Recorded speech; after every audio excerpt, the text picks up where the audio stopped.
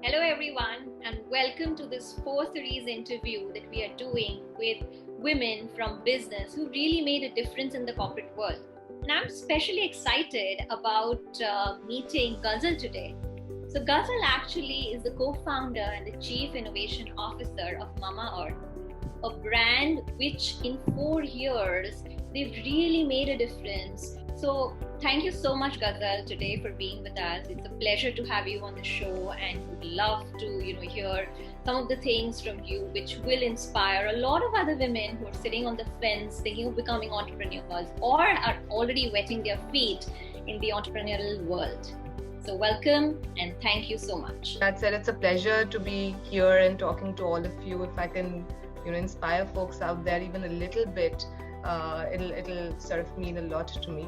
The reason for us starting up, MamaEarth, we started MamaEarth in 2016, and the brand came out of a very personal problem of not being able to find toxic-free products for our son Agastya. When he was born, he had the skin allergy, which just wouldn't go away despite using a lot of premium products, despite using what was recommended by the doctors as well. What we realized was that in personal care products, there are certain chemicals that go into the products which were not suiting him. And finding something which did not have them, at least in the Indian market, was becoming really difficult. And that's where we found this gap in the Indian market. I talked to my husband and I said, see, something needs to be done about it. Why? And I just raised a general question that why was nobody doing anything about it? Why was there, while the US market has a lot of toxin-free products, India didn't have any.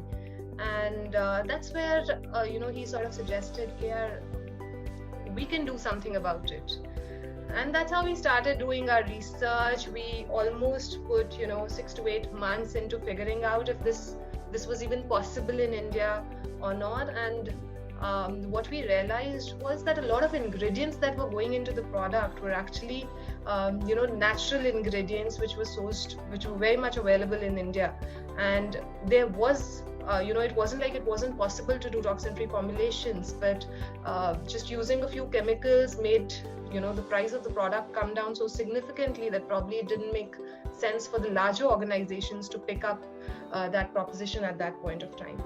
And after realizing that this was possible, both of us left our full-time jobs. We got into entrepreneurship with a 2-year-old, which was really tough and challenging at that point of time. We sort of took the risk of not having a safety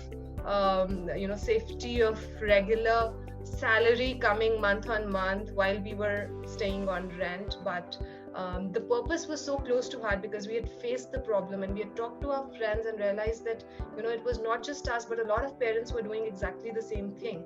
That is what got us into this proposition, and we started MamaEarth in December of 2016 with 6 products, and we were Asia's first brand to bring Made Safe certified products into India. Tell me one thing. So when building brands in India is tough, right? Execution in India is the biggest challenge, and you have to really get that right. So when it comes to MamaEarth, what areas that you found were most challenging? Was it product strategy? Was it setting up the whole distribution thing? Was it marketing? Because you ultimately have to build the brand loyalty to pull your customer back. So what were some of the challenges, and how did you go about overcoming them?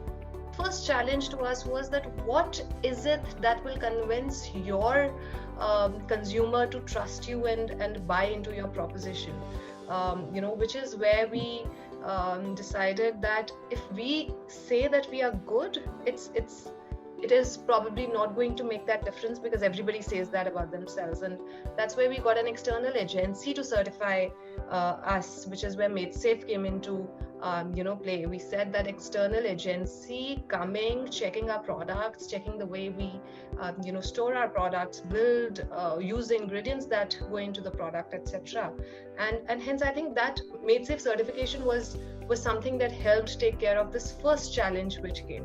And I think there were a lot of challenges. So for example, one of the biggest challenges that I faced during the execution of the brand was vendor management. Now that's a male-dominated industry, right? Women going and talking to packaging vendors or ingredient vendors, or going into the factories to develop formulation was something that people were not used to. And for that matter, when we started out, a lot of times I was asked to leave. So I think those were some of the challenges that we faced, but as we launched, as we grew, we got investor support. That is when people started trusting us. Consumer feedback on the products and their trust was something that really helped us going when people understood the toxin-free story, they understood the proposition that we were bringing. Ghazal, tell me one thing, that in terms of your juggling between work and family, and I believe that you are a painter as well. You're very, very interested in painting, and by profession also you've done some courses in that. How do you manage the capital? So Ratna, this is something that I believe is one of my achievements as well over the journey, right? How to juggle and how not to give up on a few things that you really believe in, right? So when I started up, I was an artist, I was a mother to a 2-year-old, and I suddenly became an entrepreneur as well with a ton of responsibilities and execution on my head.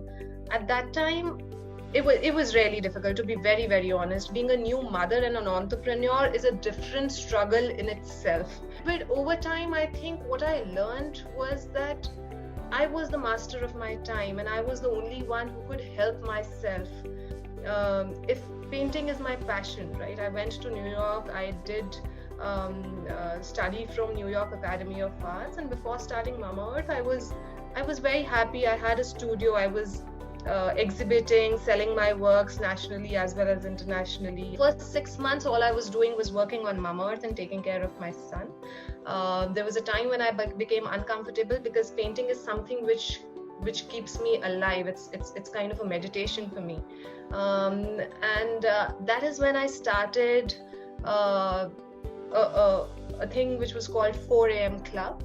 I used to wake up at 4 a.m. and I figured that extra time between 4 a.m. to 6:30 a.m., which was 2.5 hours of only me time, and I used to devote that time to, if in case I wanted to learn something new, if in case I wanted to read, I wanted to work a little extra, I wanted to paint. I think that really helped me, manage between the different roles that I was playing. But I think over time, and that habit has continued. So I still wake up at, anywhere between 4 and 5, and I give that time to myself, and that just helps you set the flow for the entire day.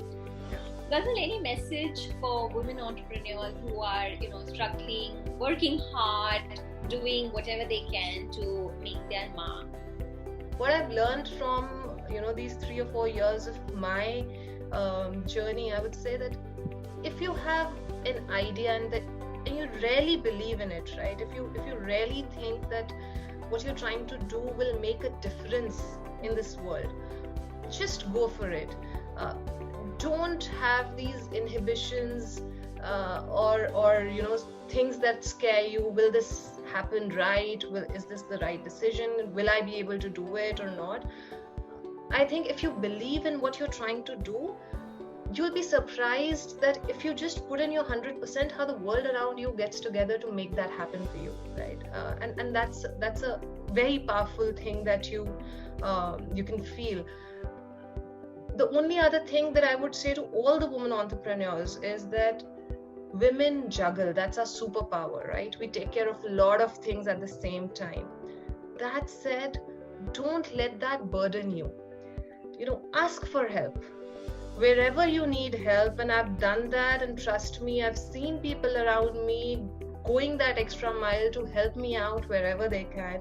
All I needed to do was ask help, and that's something that'll really make you and not break you is all that I want to say. Ghazal, we want to do a quick rapid fire, a little bit of a fun thing with you. Give us some interesting thoughts that come to your mind first, right? Sure. Secret sauce of success. Learning and being at it.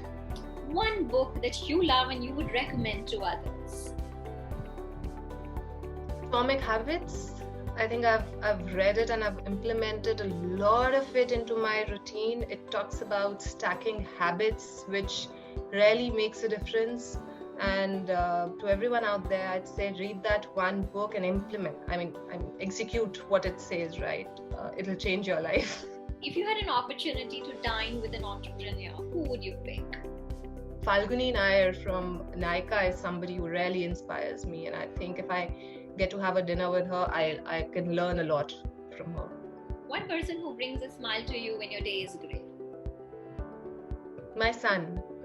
He just lifts me up every single time. Whenever I say I had a hard day or things did not go my way, he's the one who will come, give me a kiss, and he'll say, it's okay, I also felt sad that day, but see, I'm happy today. So those little things really make a difference. Great. I think, Ghazal, we had a fantastic conversation with you. Some of the points that you made that, if you really have an idea and believe in it, there are certain sacrifices that you have to make today, but the world's going to conspire to make that happen for you. So be it, right? We love some of the things that you told us, some of the incidences which, a lot of women face that, which you mentioned about your meetings with vendors, etc. Like I've done a lot of factory visits and you get like really funny stares from all around you because in a 5-kilometer radius, you're probably the only woman. Yeah. But all that is worth it, at the end of the day, when the things that you create are driving some good or driving some impact, it's really very fulfilling.